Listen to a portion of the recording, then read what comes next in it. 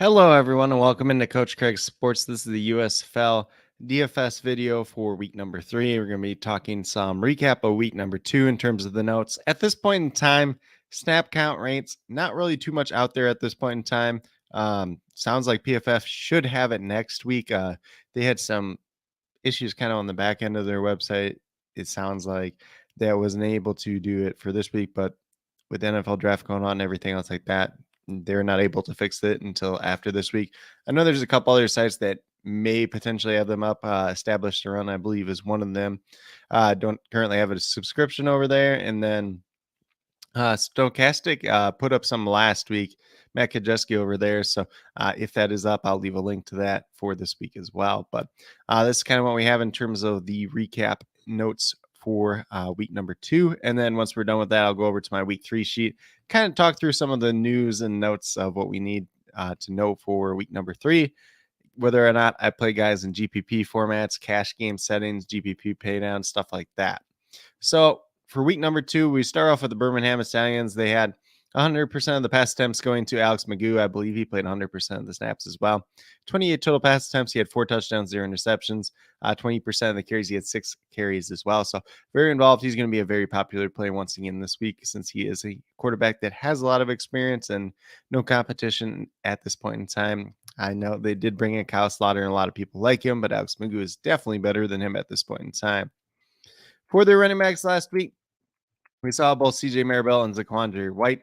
53% of the carries went to CJ Maribel, 16 in total, 1 target out of the backfield for a 4% target share. And then Zaquandre Wright had 27% of the carries. He had 8 total carries, but he did have 2 rushing touchdowns in this game and a 4% target share with 1 target out of the backfield.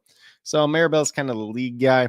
Some of Zaquandre White's work did come kind of when this game was in a blowout, since they did end up winning like 42-2. So just keep that in mind as we move forward. Maribel would be the most likely one to play this week, but both have some warrant in GPP settings as well.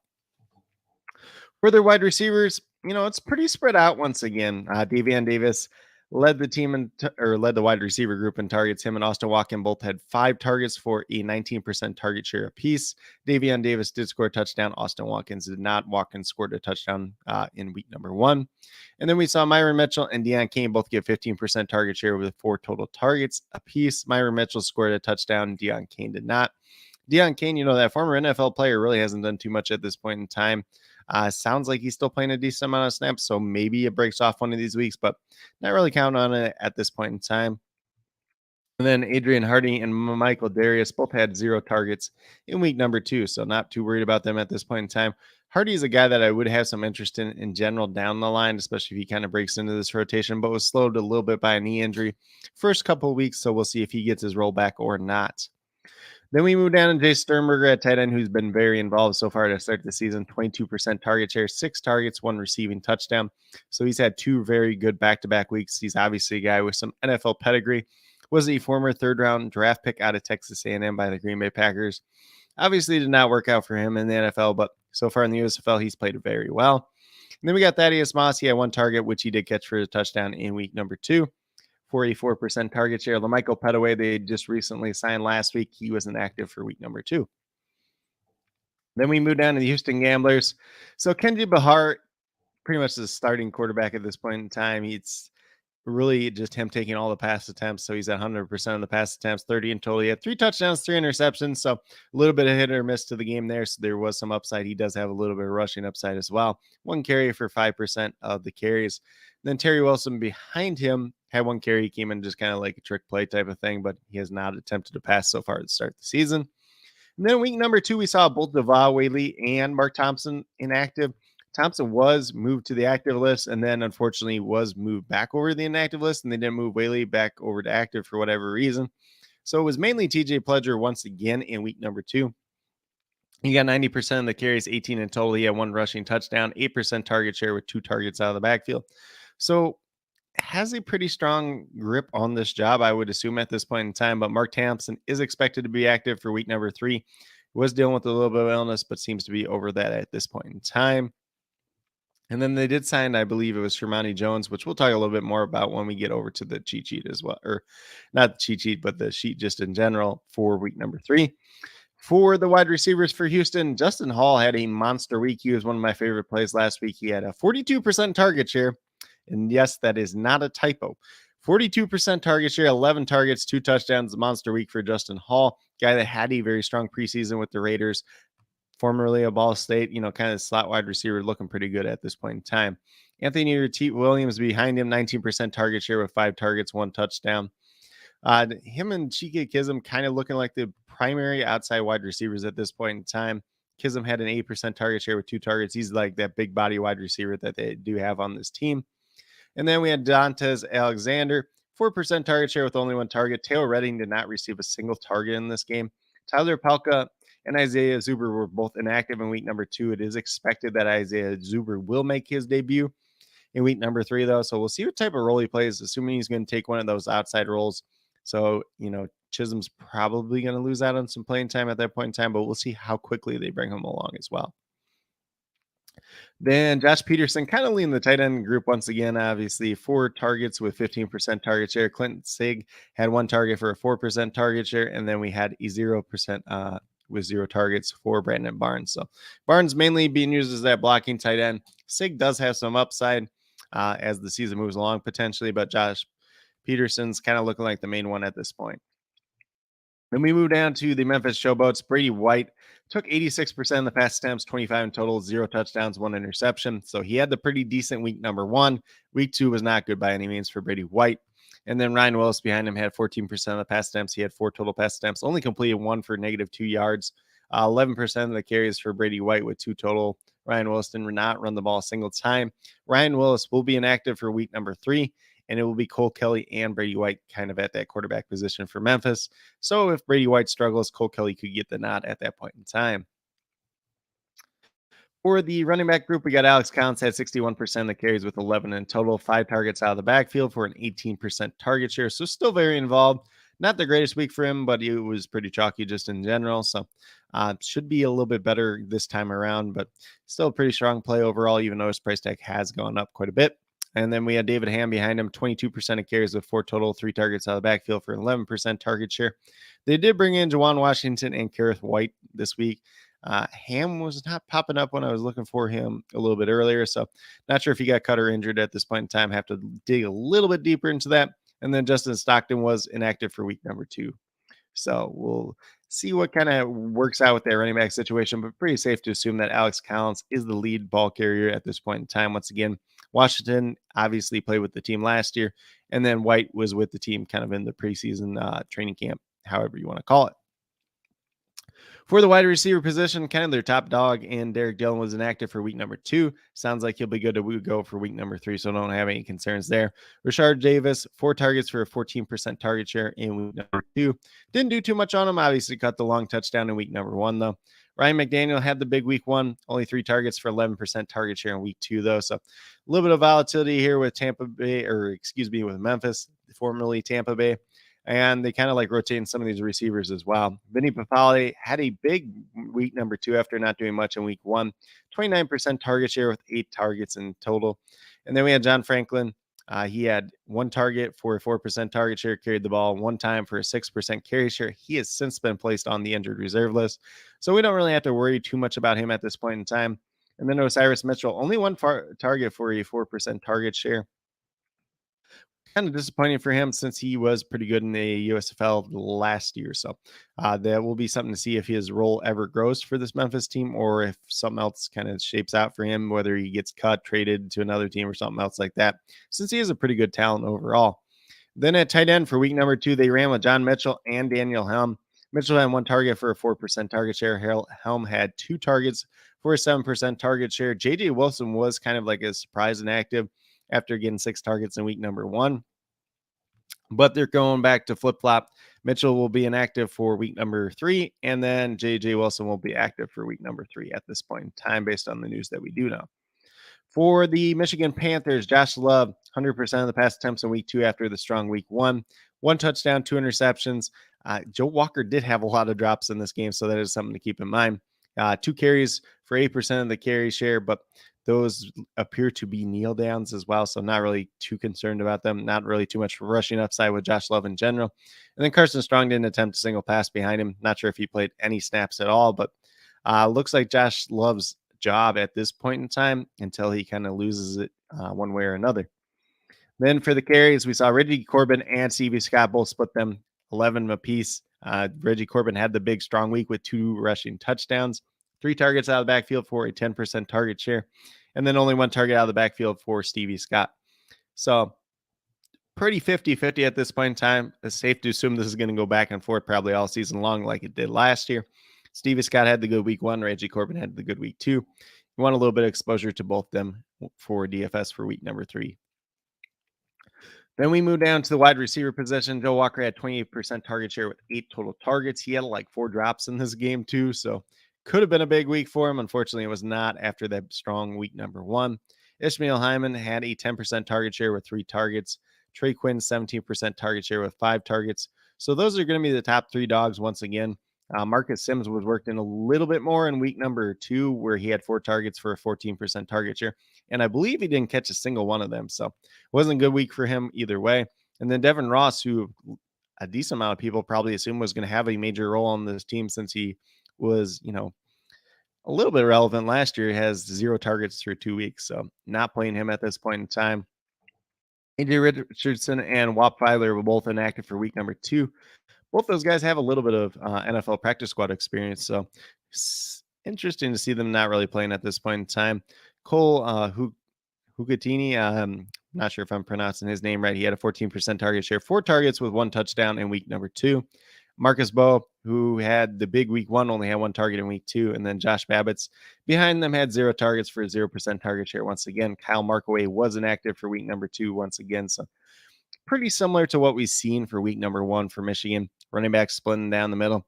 Josh Love's the quarterback, at least at this point in time. And then Joe Walker getting the big target share. Trey Quinn and then Ishmael Hyman factoring in a little bit behind him as well. Tight end kind of flip-flopped a little bit this week, but not really anybody that we're going after for tight end in general. For the New Jersey Generals, DeAndre Johnson, I believe, got the start once again. He's the more mobile of the 2 quarterbacks, but they're still very much implementing that 2 quarterback system. He had 13 total pass attempts for 62% of the total pass attempts, 0 touchdowns, 0 interceptions, 4 carries on the ground for a 12.5% carry share. And then Dakota Prukup behind him, 38% of the pass attempts. He had 8 total pass attempts. He did have a passing touchdown, though, 0 interceptions, and he had 1 carry for a 3% carry share.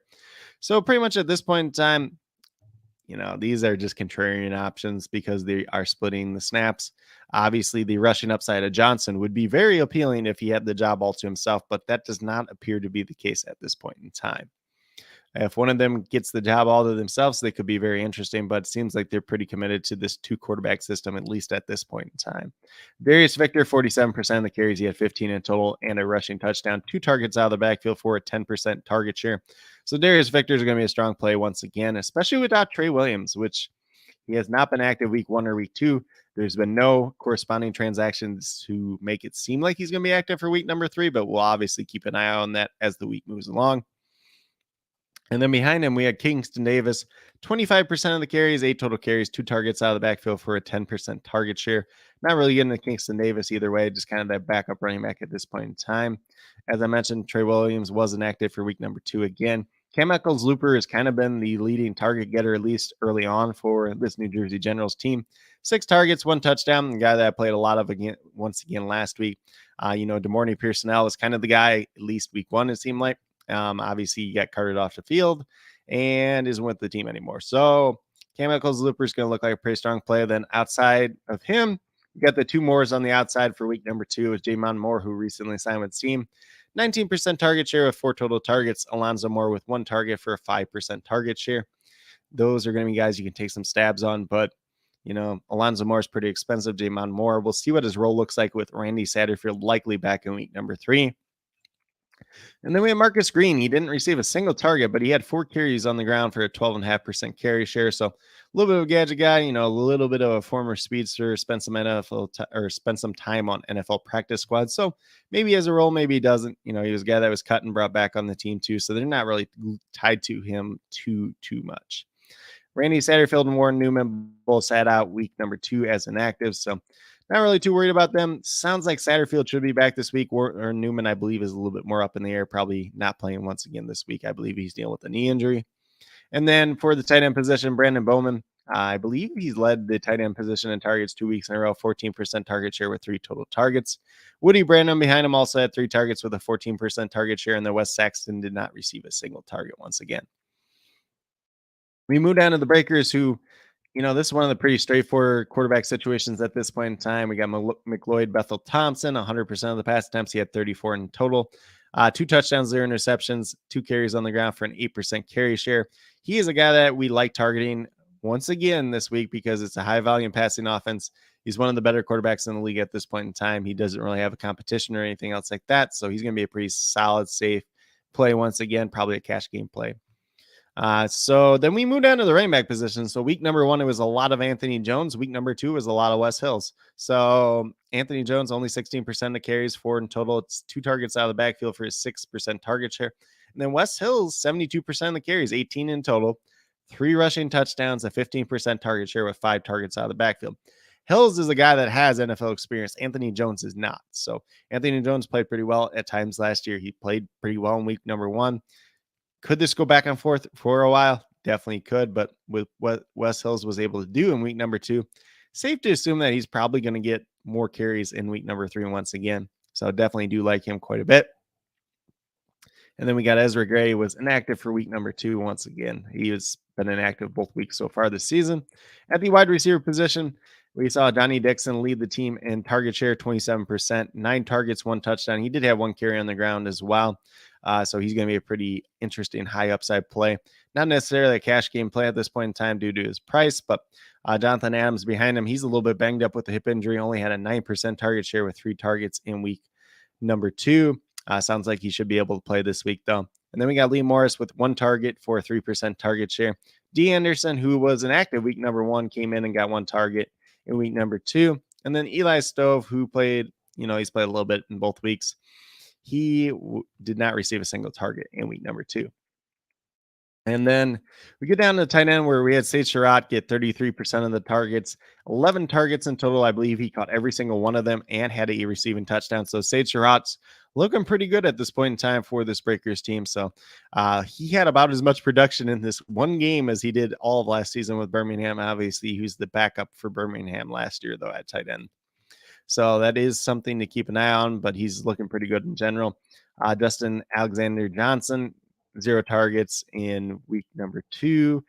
1 target for Jared Scott out of that tight end position as well for a 3% target share. And then EJ Bibbs was inactive for week number 2. So pretty straightforward, I think, for New Orleans just in general. McLeod Bethel Thompson is going to be pretty good. A pretty safe play at this point in time. Running back could go back and forth. Johnny Dixon's pretty safe at wide receiver. Sage Surratt's pretty safe at tight end. There is some upside to be had with some of those other wide receivers, but a little bit more risk to it at this point in time. Moving down to the Pittsburgh Maulers, they split quarterbacks once again. James Morgan, 47% of the pass attempts, 14 in total, 0 touchdowns, 1 interception. He had 3 carries for a 14% carry share. Troy Williams, the other quarterback, 53% of pass attempts, 16 in total, 0 touchdowns, 0 interceptions, 9% carry share with 2 total carries. Very much split down the middle at this point in time. Through 2 weeks, Troy Williams has been the better quarterback, although James Morgan did have that NFL pedigree as being a 4th-round draft pick. But at this point in time, looking more like Troy Williams. But in my projections, I'm just splitting them 60-40 in favor of Troy Williams. So probably not anybody that we want to play once again this week. And then at the running back position, we saw Garrett Groshek not play in week number 2. So Madre London saw an uptick, 45% of carries, 10 in total, 7% target share with 2 targets out of the backfield. Still wasn't super effective either way, though. And then Dwayne Gary behind him, 27% of carries, 6 in total, 1 target out of the backfield for a 3% target share. Neither one are super enticing at this point in time. Gary is obviously the cheaper one, so he would be the one to consider.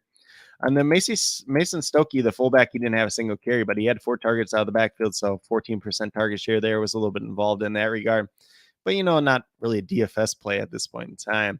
For week number 2, we saw Trey Walker as kind of a surprise inactive. Wasn't really popping up on the injury report. Not exactly sure what's up with that at this point in time, but we will keep an eye on that moving forward. Bailey Gaither, you thought would be kind of a big play without him. He's a little bit banged up right now, though. After last week, 7% target share with 2 total targets. Isaiah Heaney was the main beneficiary of 38% target share, 11 targets, and he had 1 carry out of the backfield as well. So he could be somebody that we're looking forward to in week number 3, especially if like Gaither or Walker would miss. And then we saw 10% target share for CJ Turner with 3 targets. Josh Simmons got a 14% target share with 4 targets. And Samson Nakua, 1 target for a 3% target share, but he was released earlier this week, so we don't have to worry about him. And then we had Hunter Rison and Xavier Lewis both inactive for week number 2. Xavier Lewis has kind of been that weird one. He's mainly played cornerback in the past. DraftKings, he's still listed as wide receiver. USFL roster had him listed as wide receiver, but on the inactive list, they keep listing him at cornerback. So maybe he's not even worth having on here at this point in time, but we'll look forward to that as we move forward. Artavius Lynn had 0 targets in week number 2 after having a handful in week number 1. And then Matt Seibert, the other tight end, had 1 target for a 3% target share. So Pittsburgh's kind of a mess, probably a team that you're avoiding for the most part, at least for week number 3. And then we move down to the Stars, who are the last team to talk about. We got Case Cookus, 100% of the pass attempts, 44 in total. He had 0 touchdowns, 2 interceptions. So a very poor game for him, 13% carry share with 2 total carries. But he's a guy that does have that good upside, that good passing volume, as you can see here. Not the greatest day for him, a little bit banged up, dealing with a little bit of knee injury through practice so far this week. So that is definitely something to monitor. And then we got Matt Colburn at running back, 60% of the carries, 9 in total, 1 rushing touchdown, 14% target share with 6 targets out of the backfield. And then behind him, we had Dexter Williams with 20% of the carries, 3 in total, 12% target share with 5 targets as well. So mainly Colburn's going to be the lead back at this point in time. Dexter Williams does have a little bit of NFL pedigree, but not the greatest running back either. So we'll see how this all shakes out. Both of them are kind of GPP plays at this point in time. Devin Gray had another strong week, 21% target share with 9 targets. So he's been looking really good so far. Jordan Sewell has kind of been the other guy last season for them. Hasn't done too much. He's only got 12% target share with 5 targets, but he's been a little bit banged up to start the year. Corey Coleman had a 30% target share in week number 2, 13 targets there. He had 1 carry out of the backfield as well. So that is something to consider. Probably not getting too many carries once Chris Rowland is back. He's probably going to take on a little bit more of that gadget role just in general. Then we had DeAndre Overtone getting a 7% target share with 3 targets. He's somebody that I did like a little bit last week, especially with no Chris Rowland, but he was not really able to benefit too much. And obviously, having that extra wide receiver this year as opposed to last year with Corey Coleman in town, it hurts some of these guys just in general. Chris Rowland wasn't active for week number 2. Samuel Akeem had 0 targets once again. And then Terry Wright was active for week number 2, but didn't have a target, wasn't really used in the backfield or on trick plays or anything else like that, which is something you could assume a guy like him would be used on. He didn't really take on that Chris Rowland role in that regard. Kedrick Wheatfall was inactive for week number 2. And then for tight end, we had Pro Wells get 2 targets. Ryan Izzo had 0. And then Lawrence Della Betta was inactive for week number 2. So that's kind of where we're at in terms of a quick little recap. Hopefully next week we'll have some snap counts to get a little bit deeper dive in so we know at least how much these guys are out on the field. Some of the sources that I had for week number 1 hadn't really posted anything for week number 2. If that does come out, I'll try to leave it down in the comments as well. But with that being said, that's that quick little recap, or not so quick at this point in time, almost 24 minutes. We'll close out of this. We'll go over to my sheet for this week, kind of talk about where it would be just playing guys in general, some notes in terms of injuries and everything else like that. So we start off with Alex McGough. He's $9,700. He is very much a cash game play. Obviously, he's been one of the best quarterbacks in the league at this point in time. He has a little bit of rushing upside as well. And Birmingham, it's a pretty strong team. It's a little bit tougher matchup this week. They are going against the New Orleans Breakers, if I do remember correctly. And yes, they are going against New Orleans, who's been one of the stronger defenses, throughout the past 12 games of the USFL, just in general. At running back, you can look at CJ Marable. You can look at Zaquandre Wright. Both are kind of GPP options at this point in time. Probably would prefer Marable, but I wouldn't be surprised if White, sneaks up there as well. Bobby Holly, the fullback, didn't practice Tuesday or Wednesday due to chest injury, so probably not playing once again this week. LaMichael Pettaway was active. He's kind of a guy that can play a little bit of tight end, a little bit of fullback, so he probably takes on that role, but not anything that's very valuable for DFS. Mainly, when I'm looking at these wide receivers, you can take a shot on almost any of them, whether it's Austin Watkins, Myron Mitchell, Davion Davis. If you really want to get to Deion Kane at $6,300, I really wouldn't recommend it, though. Michael Darris, Adrian Hardy, they're obviously there at a flat 3K as well. Mainly, I'm getting in Davion Davis at $4,100. He's kind of been the lead guy, at least at this point in time. Um, Jay Sternberger at tight end, $7,000 GPP option. They did bring in Josh Johnson this week, former Iowa State wide receiver, former Tulsa wide receiver, spent some time on the Lions practice squad as well, mainly a slot wide receiver, so he could get a little bit of run in the future. Not on DraftKings this week, not anybody that we'd want to probably play week one with the team either way, though. Thaddeus Moss will be inactive for week number 3. We know that news already since Petaway is going to be active. So not playing him, but Jay Sternberger is looking pretty strong. GPP play. Maybe you could even roll him out in cash if you really want to do so as well. Stallions defense against New Orleans, not really looking to get there, even though Birmingham does have a decent defense. They're a little bit banged up still at this point in time. And, going against New Orleans, who is a pretty high volume passing offense, not the greatest matchup in the world. Moving down to Houston, Kennedy Bahar, he's $8,300. If you want to roll him out GPPs, you could do that. There is some upside to be had there, but at the same time, it is a little bit risky. So, and they are going up against, let me see, they're going up against the Memphis Showboats. When they were in Tampa last year, they had a decent defense, but so far this year for the Showboats, their defense has not been as great as it was last season. So that is something to consider. So Kenji Bahar, if you really want to play him in GPPs, not a bad price tag at $8,300. At running back, TJ Pledger's $8,500. If you think he's got the backfield pretty much locked up at this point in time after the 2 strong weeks, very strong GPP play. Maybe you roll him out and cash in that situation. Mark Thompson should be active this week at $5,700. Kind of a contrarian play at this point in time, but obviously was pretty strong for this team last season. Although you got to remember, this is a different coaching staff as well. They did bring in Shermani Jones as well, who is a former Coastal Carolina running back. Probably not going to factor in too much for a while, but probably inactive for this week. He's not on DraftKings either way. For the wide receiver position, Taylor Redding didn't do anything in week number 2, so not really interested in him. If you want to take a stab on like Anthony Retief Williams as kind of a contrarian option, you could do that. But if Isaiah Zuber is active this week, that could hurt him as well. So Zuber is kind of like a cheap paydown guy at $3,000, but once again, new coaching staff, different offense, probably not getting too many snaps, even if he is active this week. Cheeky Kism, if you're hoping he catches the touchdown at $3,000, you could get there. Kind of that bigger body wide receiver. But the main guy we're getting to here is Justin Hall, who I did like quite a bit last week. He's $4,700 this week. If he doesn't even have to get that 42% target share that he had last week to really pay off in cash. So I think he's a pretty strong play once again. Kind of got that slot role locked up at this point in time. Not really interested in their tight ends. Josh Peterson, $2,800. If you really want to take a stab there, you could.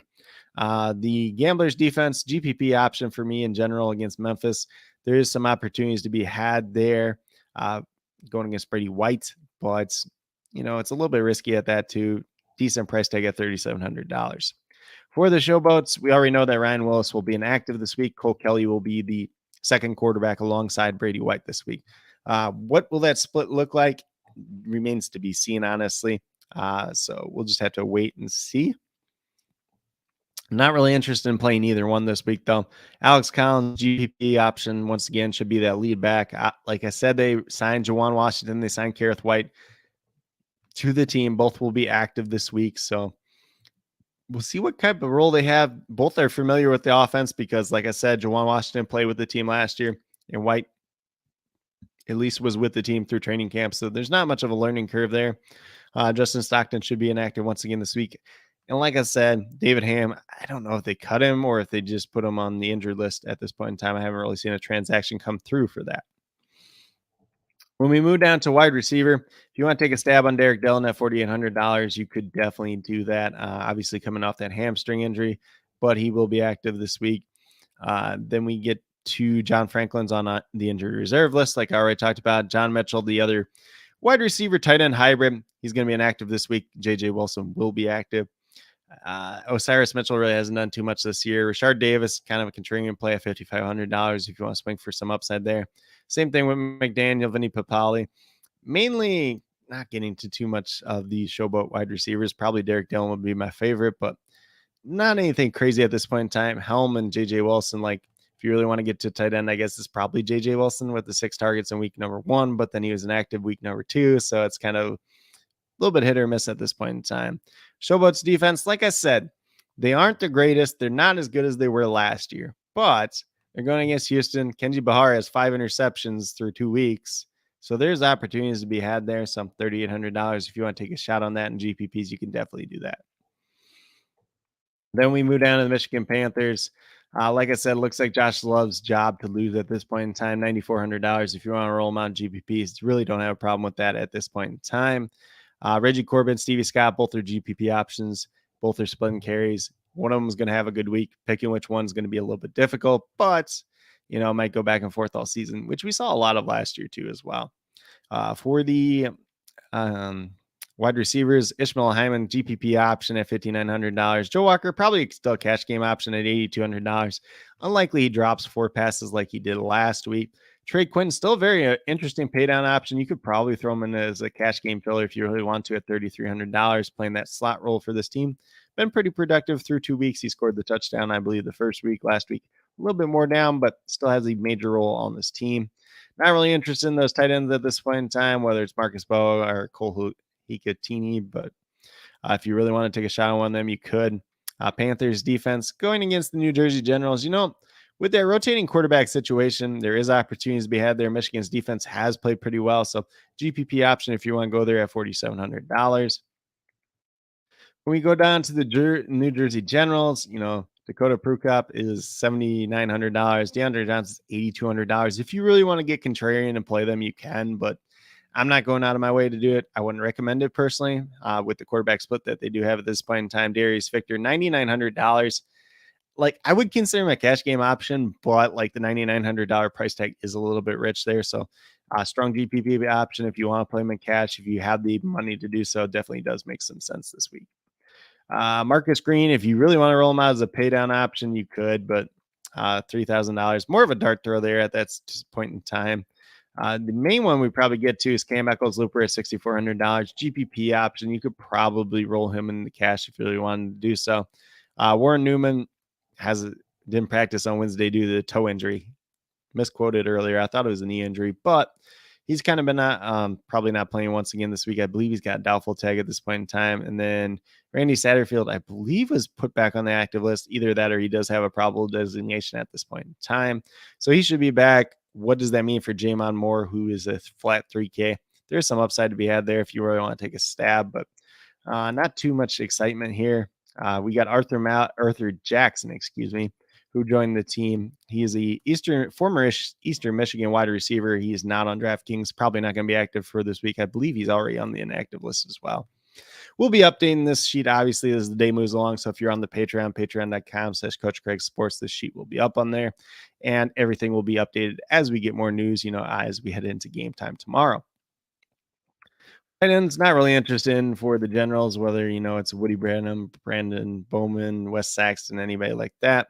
Generals defense against Michigan, we've seen Josh Love for a year plus at this point in time. We know he can make turnovers, so there's some upside to be had there against Michigan just in general. As we move down to the breakers, McLeod Bethel Thompson, $10,100. He's a cash game option as well. If you're playing cash, you're probably picking between him and Alex Magoo this week. $400 price difference between the two. Don't really have a preference one way or another. Obviously, Magoo has a little bit more rushing upside. McLeod Bethel Thompson has, a little bit higher passing volume, and they're actually going against each other this week too. So that makes it a little bit interesting. I don't mind West Hills as a cash game play, probably a strong GPP play. $6,500. If you assume that he's that lead back this week, looks pretty good. As we move down to the wide receivers, Johnny Dixon is $9,400 GPP option. He's had that strong target share through 2 weeks. If you really want to get there, it does make a lot of sense pairing him with McLeod Bethel Thompson. Jonathan Adams, GPP play, but he's listed as probable. He's been dealing with a little bit of hip injury. And then behind him, Lee Morris, their third wide receiver, listed as probable due to the ankle injury. Then obviously you got D. Anderson and Eli Stove there as well. If one of those guys were to miss, one of them would get a little bit of an uptick just in general. EJ Bibbs, not getting there. He's probably inactive once again this week. There's rumors that Justin Johnson isn't active this week as well. Mainly at tight end, you're just looking at Sage Surratt, $7,100 GPP option. You don't have to play a tight end on DraftKings for USFL. But, Jay Sternberger, Sage Surratt, both right around that 7K price range, have some appealing to them, and they've both had very strong weeks to start the season. So don't mind going to them if you want to play McLeod Bethel Thompson with Sage Surratt. Makes some sense. If you want to play him and Johnny Dixon double stack with McLeod Bethel Thompson, does make some sense. Breakers defense against Birmingham, more of a contrarian option if you really want to get there. You know, the Breakers have a good defense, but Birmingham has a pretty strong offense at that as well, and a pretty good offensive minded coach. As we move down to the Maulers, with Pittsburgh, like I said in the recap, there's not much here. You know, if you really want to take a stand on one of these quarterbacks, you could. Not really the offense I want to do it. Garrett Groshek looks like he's going to be out once again this week. He's been dealing with that foot injury once again. Running back position, if you really want to take a stab on Madre London to be contrarian, you could do that. He had one good week last year. Dwayne Gary probably be my favorite of the two just because he's the flat 3K, but not really getting to either one. Samson Nakua was cut this week too. I got to add that in there since that did come across late last night or in the evening time yesterday. So not really interested in any of these wide receivers. Like I said, if Trey Walker misses, Bailey Gaither misses, then maybe we get to some Isaiah Heaney, probably be the one that I would play in GPPs. Otherwise, you're just taking shots and hoping you get lucky at that point in time. Mahler's defense is all right, but they're going against Philadelphia this week. You know, pass happy offense, could put up some points. Maybe this does change, you know, like if Case Cook gets ruled out or something with his knee injury, and they're going against like Vad Lee, who was on Pittsburgh last year, or Kevin Thompson, whichever one they decide to start in that situation, then maybe the Pittsburgh defense would be a little bit more appealing. But at this point in time, that's a no-go. Then we get down to the stars for Philadelphia. Case Cook is GPP option, $11,000. Obviously, pass happy offense. But you know, how banged up is he at this point in time? That's kind of the major question. Didn't practice on Wednesday due to his knee injury. Haven't seen anything for Thursday at this point in time. And then Matt Colburn, $9,500. If you want to roll him out GPPs, don't have a problem with that, although it is a pretty hefty price tag. But, you know, more people are probably getting to Darius Victor. They're probably getting to Alex Collins at that similar price tag where those guys have a little bit more guaranteed workload, where Matt Colburn might have a little bit more pass catching upside. Definitely do like Devin Gray once again as even a cash game play this week at $8,700. DeAndre Overton could be a GPP paydown option. A lot of that depends on if Chris Rowland plays this week or not. He's been limited due to a hamstring injury. And then Corey Coleman, probably a pretty strong GPP option at $8,600. Obviously, if you wanted to take a stab at Jordan Sewell, you could do that, but a little bit too pricey for me at this point in time. Not really interested in their tight ends, but I do like the Stars defense this week as a cash game play. Going against the Pittsburgh Maulers offense, which is probably the worst offense in the USFL at this point in time. But that's kind of a quick little rundown, at least at this point, where I'm at for my sheet. As I said, this sheet will be updated on Patreon as the week moves along. So make sure you're on the Patreon page, patreon.com/Coach Craig Sports. Small monthly donation over there. It's $5 a month. If we get, how am I trying to say this? You know, if you're just playing every single week, that's what, like $1.25 a week, which is pretty much nothing. You're probably going to put more than that in your entries just in general. So definitely do appreciate those who already do support. If you're interested in supporting, you're interested in getting more of that information, you can feel free to reach out. If you have some hesitation about joining, I can share that sheet with you for like a week or anything like that too as well. So I'm going to get logged in over here on DraftKings real quick. I'll share that screen in a minute. We'll talk through some of like where I'm at in terms of stacking guys, in terms of ownership. Obviously, you get a little bit of that already with the sheet that I do have already, but just a little bit more information for you guys. So I'm just waiting for this to load here so we can find USFL real quick. Maybe. So let me go to the top here. We'll go to USFL. Typically, I have this up ahead of time, but a little bit more last minute today. I was running behind a couple minutes, but you know, it is what it is at this point. So going game by game, kind of where I'm going to be at just in terms of who I'm playing this week, whether or not I'd be overweight to the field, underweight to the field, stuff like that. So I think quarterback we can probably just go through straight off. So Case Cook is probably right in line with the field.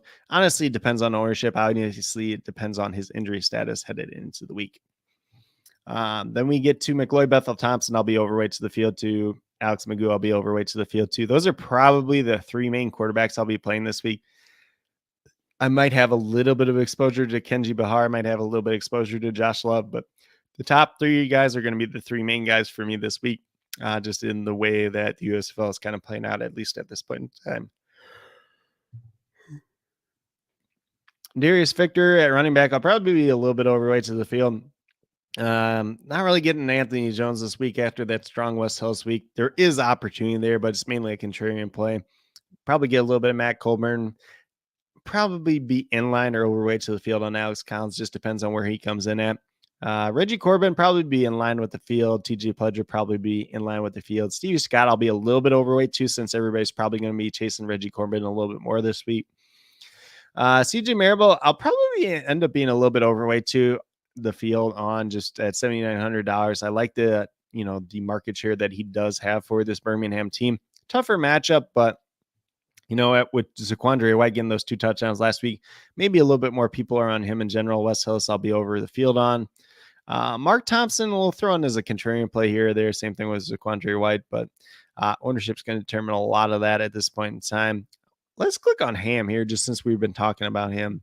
Doesn't really say anything about what happened to him at this point in time. Obviously, DraftKings and stuff like that, it's great when it works, but sometimes they're a little bit delayed on stuff. Dwayne Gary, maybe just a shot as a pay down option, but that's kind of running back in a nutshell at this point this week. As we're moving through, Johnny Dixon, I'll be in line or overweight to the field on. Jonathan Adams, probably just be underweight to the field just because of this hip injury. Obviously, he's had a little bit of injury history going back to his time at Arkansas State.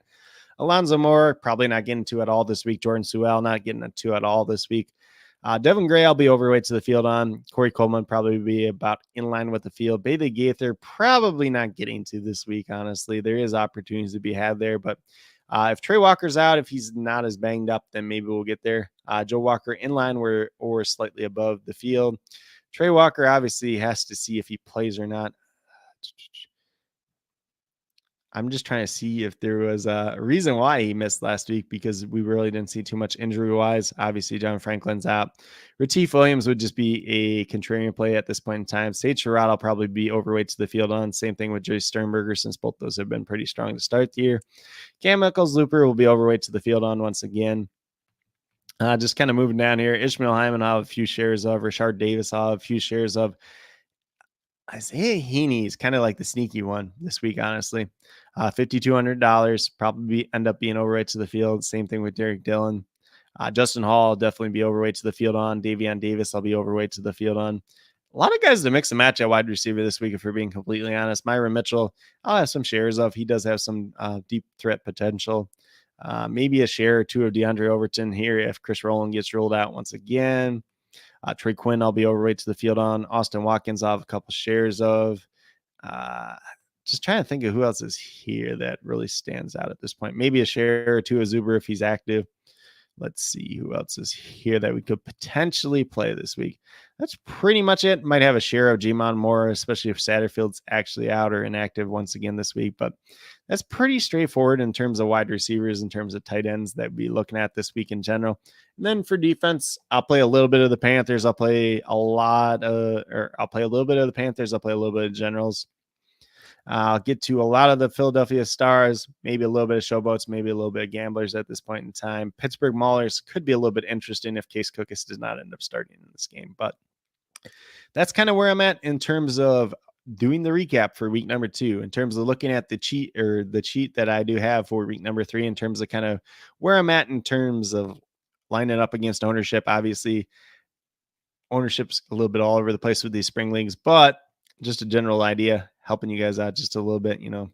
Obviously, if I'm playing McCoy, Bethel Thompson, I like stacking with Johnny Dixon. I like stacking with Sage Surratt. Maybe both of them together, maybe them separately.